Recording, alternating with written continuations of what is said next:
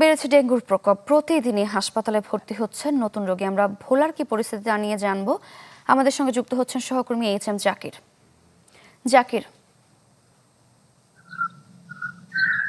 হ্যাঁ সারিকা, যেখানে ডেঙ্গু রোগের নিরাময় সেখানে কিন্তু ডেঙ্গুর উৎপত্তি। আমি এই মুহূর্তে রয়েছি ভোলা সদর হাসপাতালের সামনে। আমি যদি একটু দেখাতে চাই যে হাসপাতালের সামনের এবং এর আশপাশের যে চিত্রগুলো, যে বর্ষা শুরু হওয়ার পর থেকে কিন্তু আমরা দেখছি যে হাসপাতালের সামনে জলাবদ্ধতা সৃষ্টি হয়ে আছে। সেখানে কিন্তু প্রচুর মশার উপদ্রব দেখা যাচ্ছে, এমনকি মশার যে লাভা যে সেগুলো কিন্তু এখানে দেখা যাচ্ছে। আমরা দেখছি যে এটি কিন্তু কয়েক মাস যাবত এই অবস্থায় চলছে। আমি যদি এর বাইরেও যে বিষয়গুলো রয়েছে, হসপিটালের যে পুরো কম্পাউন্ডের অবস্থা যদি একটু দেখাতে চাই, চারিপাশে ময়লার ভাগাড়ে পরিণত হয়ে আছে। যে হসপিটাল প্রতিদিনের যে সকল ময়লাগুলো রয়েছে সেগুলো এখানে এমন ভাবে রাখা হচ্ছে, তা থেকে কিন্তু রোগ জীবাণু ছড়াচ্ছে। একইভাবে এখানে যেভাবে পানি নিষ্কাশনের কোনো ব্যবস্থা না থাকার কারণে, এমনকি ময়লা আবর্জনার কারণে এখানে প্রচুর ডেঙ্গু সৃষ্টি হচ্ছে। আমরা যদি একটু দেখাতে চাই, আমরা শুরুতে এসে এখানে দাঁড়িয়ে থাকার মতো কোনো অবস্থাই দেখতে পাচ্ছি না। এখানে মশার উপদ্রব, অপরদিকে ময়লার যে ভাগার চারিপাশে দুর্গন্ধে এখানে দাঁড়িয়ে থাকার মতো কোনো অবস্থাই নেই। সেই AKS অর্জন করলো গিনেস ওয়ার্ল্ড রেকর্ডস।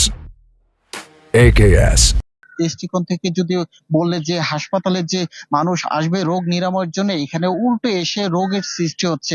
আমরা গেল মাসে দেখেছি যে হাসপাতালে ৬০ জন ডেঙ্গু রোগী ভর্তি হয়েছে। তারা কেউ কেউ বাড়ি চলে গেলে এখনো কিন্তু হসপিটালে ৮ জন ডেঙ্গু রোগী ভর্তি রয়েছে। এমনকি এই মাসও ৫ জন ডেঙ্গু আক্রান্ত রোগী এসে ভর্তি হয়েছে।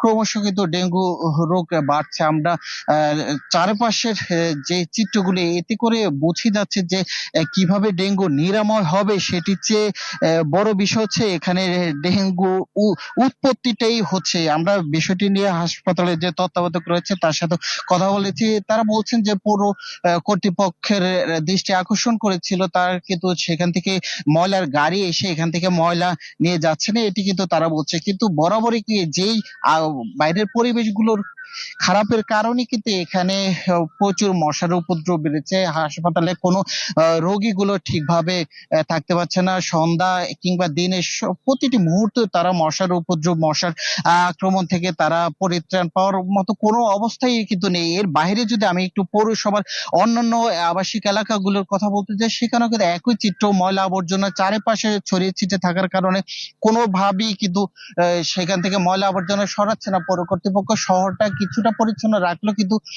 আশেপাশের এলাকায় খুব খারাপ পরিস্থিতি রয়েছে। সারিকা, জাকির, ধন্যবাদ আপনাকে। ভোলা থেকে ডেঙ্গু পরিস্থিতির খবর জানছিলাম।